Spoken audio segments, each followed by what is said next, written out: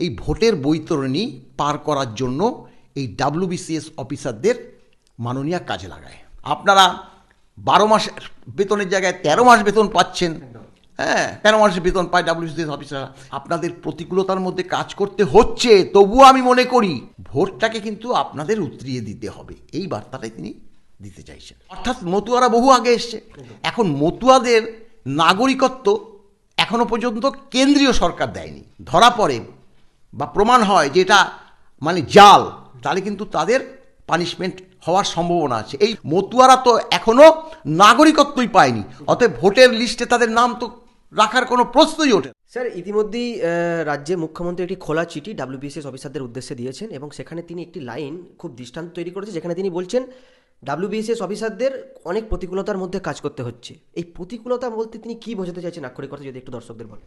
হ্যাঁ, এই প্রশ্নটাও আমি রেখেছি মাননীয় মুখ্যমন্ত্রীর প্রতি, যে প্রতিকূলতার মধ্যে কাজ করতে হচ্ছে বলছেন কেন? কারণ তারা তো রাজ্য সরকারি কর্মচারী। রাজ্য সরকারি কর্মচারী হয়ে প্রতিকূলতার মধ্যে কাজ করবে কেন? আসলে ব্যাপারটা তো আমরা বুঝি প্রতিকূল অবস্থা কেন বলল। অর্থাৎ প্রত্যেকবারই এই ভোটের বৈতরণী পার করার জন্য এই ডাব্লিউবিসিএস অফিসারদের মাননীয় কাজে লাগায়।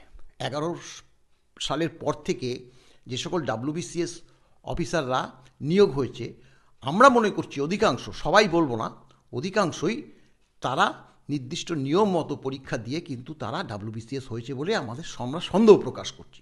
তার একটা মূল কারণ প্রশান্ত বর্মন। প্রশান্ত বর্মন আপনারা জানেন যে ও 0 পেয়ে ও ডাব্লিউবিসিএস হয়েছে। অর্থাৎ দুটো পরীক্ষা হয়, প্রাথমিকভাবে যে পরীক্ষা হয় তাতে 0 পেয়েছে, সেকেন্ড পরীক্ষাতে 13 নম্বর পেয়েছে, তাতে ও প্রথম হয়েছে। ডাব্লিউবিসিএস অফিসারদের পরীক্ষায় ও প্রথম হয়েছে, প্রথম হয়ে সে তার হোম ডিস্ট্রিক্ট সেখানে সে নিয়োগ পেয়েছে, ডাব্লিউবিসিএস অফিসার বিডিও হিসেবে জয়েন করেছে এবং সে চাকরি পাওয়ার পর এই নিয়ে কেস পর্যন্ত হয়েছে। কারণ আরটিআইয়ের মাধ্যমে দেখা গেছে যে সে 13 পেয়ে ডাব্লিউবিসিএস হয়েছে। কেস এখনও কিন্তু হাইকোর্টে পেন্ডিং আছে।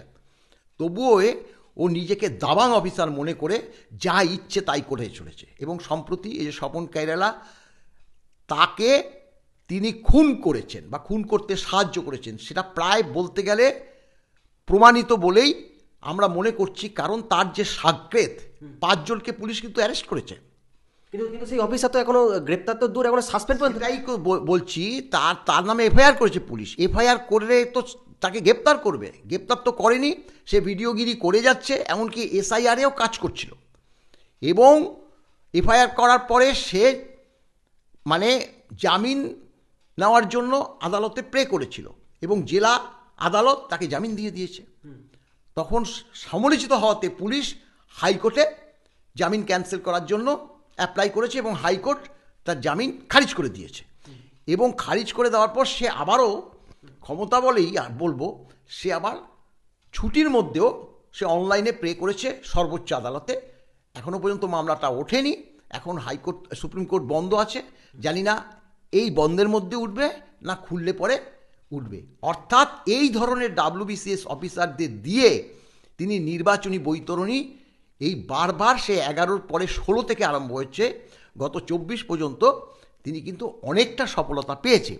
এবার বাদ সেধেছে নির্বাচন কমিশন। নির্বাচন কমিশন এমনভাবে এই ডাব্লিউবিসিএস অফিসারদের নির্দেশ দিয়েছে যে এসআইআর হচ্ছে, তাতে যদি কোনো দুর্নীতি তারা দেখতে পায় তাহলে কিন্তু তাদের চাকরি নিয়ে টানাটানি হবে। এই যে ভয়টা ডাব্লিউবিসিএস অফিসাররা পাচ্ছে, সেটাকেই বলছে কিন্তু তিনি যে আপনাদের অনেক প্রতিকূলতার মধ্যে কাজ করতে হচ্ছে। অর্থাৎ এই নির্বাচন কমিশনের মানে জন্য তো তাদের এখন বর্তমানে কাজ করতে হচ্ছে, সেটাকেই তিনি প্রতিকূলতার মধ্যে কাজ করতে বলছে। তাই তিনি বলছেন আমি তো আপনাদেরকে অনেক সুযোগ সুবিধা দিয়েছি, সম্প্রতি প্রমোশনের ক্ষেত্রে 15 বছর ছিল সেখানে 14 বছর করে দিচ্ছি, আপনারা 12 মাসের বেতনের জায়গায় 13 মাস বেতন পাচ্ছেন। হ্যাঁ, 13 মাসের বেতন পায় ডাব্লিউবিসিএস অফিসাররা। এই সব কথাগুলো উল্লেখ করার পর তিনি এই সারের কথাটা, এসআইআরের কথাটা তুলে প্রকারান্তে বলতে চেয়েছেন যাতে এই যে শুনানি হবে তাতে আপনারা থাকবেন, তাতে যাতে নামগুলো মানে বেআইনিভাবে লিপিবদ্ধ নামগুলো যাতে বাতিল না হয়, সেইটাই প্রকারান্তে বোঝাতে চাইছে প্রতিকূলতার মধ্যে কাজ করা দিয়ে। এইটাই হচ্ছে মূল কথা। স্যার, আপনি বলেন ডাব্লিউবিএসএস অফিসার দিয়ে বৈতরণী প্রেরণার চেষ্টা। আমরা পূর্বে একাধিকবার আমাদের ভিডিওর মাধ্যমে একাধিক ব্যক্তির কাছ থেকে জানতে পেরেছিলাম যে স্কুল শিক্ষক হিসেবে যাদের নিয়োগ করা হয়েছে, পোলিংয়ের ক্ষেত্রে বা ভোট গণনার ক্ষেত্রে তাদেরকে দিয়ে অনেকভাবে বেআইনি কাজ করানো হয়, এমনটাই আশঙ্কা। তাদের এইভাবে কাজ করাতে পারবে না এবছর, কারণ অনেক শিক্ষক তারা চাকরি হারিয়েছেন যাদেরকে মুখ্যমন্ত্রী বা শাসক দল ব্যবহার করতে পারবে না। তাই বলেই কি এই ডাব্লিউবিএসএস অফিসারদের প্রতি বেশিভাবে আচ্ছন্ন হয়ে পড়েছে শাসক দল? এখন ব্যাপারটা হলো, যারা আমরা তো নিচুতলার কর্মচারী, আমরা ভোট নিতে যাই। আমাদের কাজটা হচ্ছে পোলিং অফিসার বা প্রিসাইডিং অফিসার বা ডিসিআরসিতে যে সকল মানে মালপত্র ডিসবার্স করা হয়, রিসিভ করা হয়, সেই সকল কাজগুলো নিচুতলার সরকারি কর্মচারীরা করে। দু একজন ডাব্লিউবিসিএস অফিসার সেখানে দেখভাল করে। এখন তাদের দ্বারা এই নির্বাচনের যে কাজের লাগিয়ে তারা কিন্তু খুব বেশি যে ভোট কালেক্ট করতে পারে না। কিন্তু তারা সেই সময় যখন বসে ভোট দিতে আসে, একটাই পারে, যদি শাসক দলকে তারা সমর্থন করে। এই ধরনের কর্মচারী সমাজ অনেক কিছু দেখেও দেখে না, অর্থাৎ বেআইনিভাবে ফলস ভোট, প্রক্সি ভোট এগুলো যখন দিতে আসে, তারা তখন অনেকটা তাদের উপর দুর্বলতা দেখায়, ভোট দিয়ে তারা চলে যায়। কিন্তু ডাব্লিউবিসিএস অফিসার যখন ব্যালট কাউন্টিং হয়, এই যে পোস্টাল ব্যালট বা যখন কাউন্টিং হয়, তখন কিন্তু অনেক কারসাজি কিন্তু তারা করতে পারে কাউন্টিংয়ের বেলা। এবং যেখানে যেখানে পোলিং অফিসার বুথ হবে, কোথায় হবে, কিভাবে হবে, এই সবগুলোর মধ্যেও একটা দুর্নীতি জড়িত থাকে। এই সব কাজগুলো ডাব্লিউবিসিএস অফিসারকে দিয়ে এতদিন করাতে পেরেছে। এবার তারা মনে করছে সেটা সম্ভব না। এবার খোদ সরকারি কর্মচারী, নিচুতলার সরকারি কর্মচারীরাও অনেকটা সতর্ক হয়ে যাবে এবং ডাব্লিউবিসিএসদেরও সতর্কতা অবলম্বন করতে হবে তাদের চাকরি রক্ষা করতে। তাই নিচুতলার থেকেও এই ডাব্লিউবিসিএস অফিসাররা মাননীয়াকে মারাত্মকভাবে সহযোগিতা করে বলেই কিন্তু তিনি আজকে খোলা চিঠির মাধ্যমে এই যে ডাব্লিউবিসিএস অফিসারদের একটা বার্তা প্রেরণ করছে যে আপনাদের প্রতিকূলতার মধ্যে কাজ করতে হচ্ছে, তবুও আমি মনে করি যে ভোটটাকে কিন্তু আপনাদের উতরিয়ে দিতে হবে। এই বার্তাটাই তিনি দিতে চাইছেন।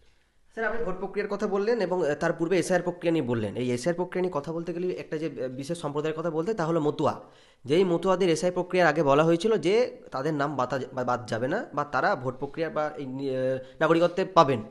কিন্তু আমার প্রশ্ন হচ্ছে, এসআইআর তো হয়ে গেল, তাতে করে বেশিরভাগ ক্ষতি তো তাদেরই হলো, তাদের তো নাগরিকত্ব এখনো দেওয়াই হলো না। তবে কি তাদেরকে আবার এই শরণার্থী হিসেবে যেভাবে এসেছিল পুনরায় বাংলাদেশ ফেরত যেতে হবে? আর যদিও যেতে হয়, তা তাদেরও তো একই অবস্থা হতে পারে যেটা দীপু দাসের হয়েছে, আমরা আশঙ্কা করছি।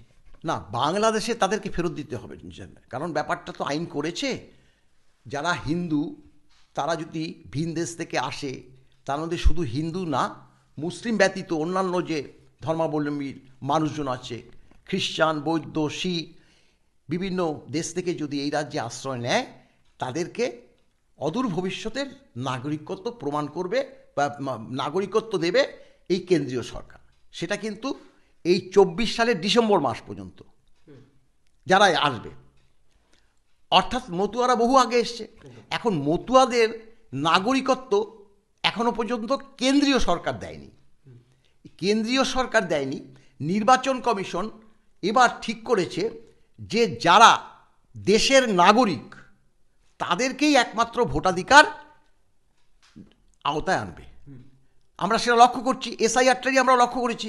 তুমি যদি নাগরিক না হও, বেআইনিভাবে যদি তুমি তোমার নামটা তোলো, সেই নাম নির্বাচন কমিশন কিছুতেই ভোটার হিসাবে গণ্য করবে না। যার জন্য এই যে কঠোরভাবে কিন্তু এসআইআরটা মানে করে যাচ্ছে, এখনো পর্যন্ত চলছে।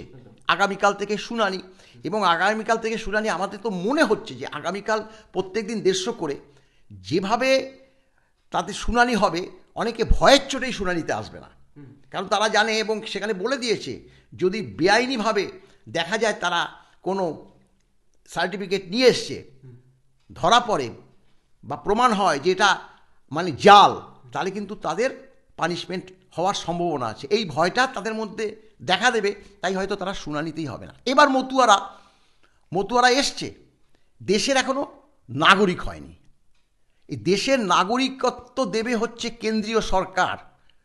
কেন্দ্রীয় সরকারের স্বরাষ্ট্র দপ্তর নাগরিকত্ব দেবে। নাগরিকত্ব দেওয়ার পরেই তাদের ভোটের নাম উঠবে, এবং সেটা আর এই অল্প সময়ের মধ্যে হবে বলে আমরা মনে করছি না।